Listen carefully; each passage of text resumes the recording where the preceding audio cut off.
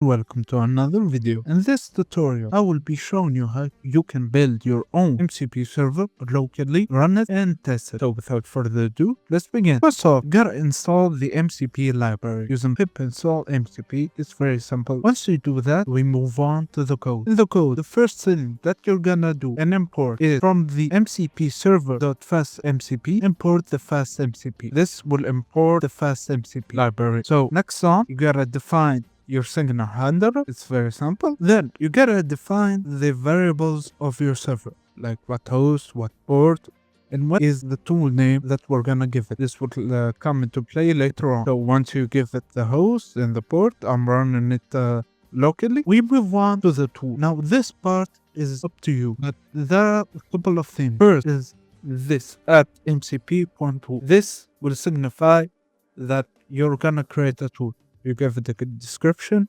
and then you can do whatever you want right here. You can do multiple, you can do one, you can do whatever you want. So once you create your own tool, you finish it off with the main.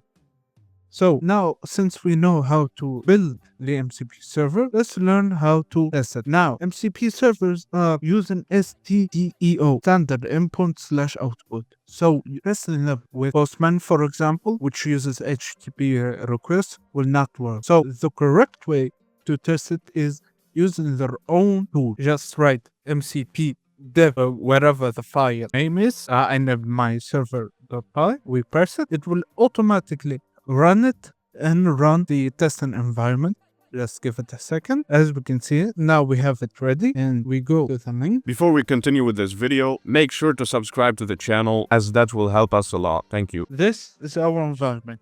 So now we connect. It's now connected. Since we have a tool and we want to test the tool, go to the tools tab where press tool. We list all the tools that we have, and right here you see calculate. We click on it and we can type whatever we want. For example, 2 plus 2. Run the tool and it gives us an output.